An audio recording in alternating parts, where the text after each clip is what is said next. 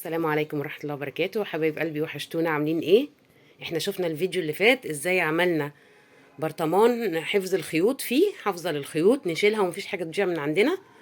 النهاردة هنكمل اعادة التدوير وهنعمل برطمان كان برضو هيترمى، اي برطمان صاج او ازاز عندنا هنستعمله، وهنعمل منه مقلمة لحفظ الاقلام والحاجات اللي على طول بتضيع مننا. ورينا يا جوجو هنعمل ايه النهارده. احنا المرة اللي فاتت اشتغلنا بالقطان، المرة دي هنشتغل بالفوم اللاصق. في اي وسائل كتير جدا ان احنا ممكن نعمل بيها اعادة التدوير.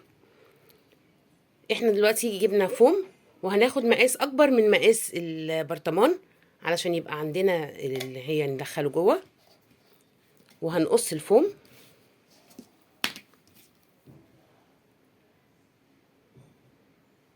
تسلم ايدك يا جوجو، منورانا.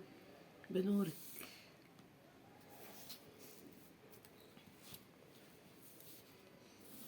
أستاذة الأعمال الفنية إعادة التدوير جوجو.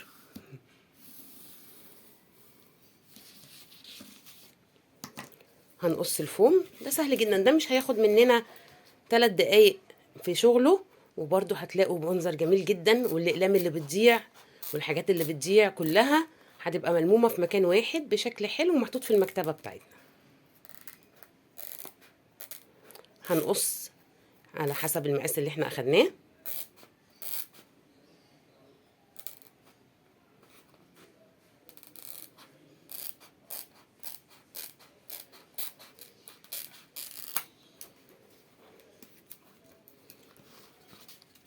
وهنلزق.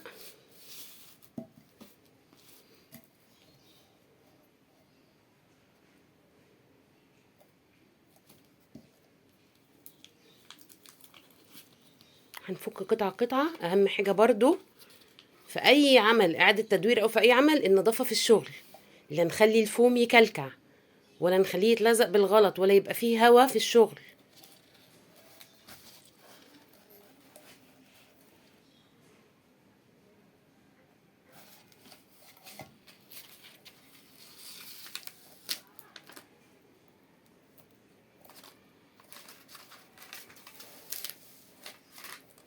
هناخد على قد مقاس البرطمان، نفك قطعة قطعة ونلزق مكانها.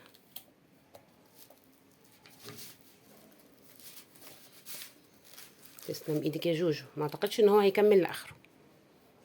بس كده ونقص.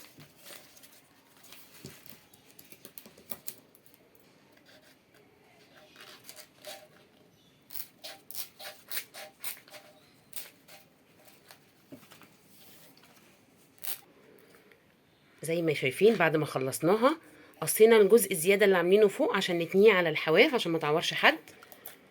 اهم حاجه نخلي ما يبقاش لبرطمان ان هو ممكن يعور حد ولا يأذي. نحاول نعمل كل احتياطات السلامه.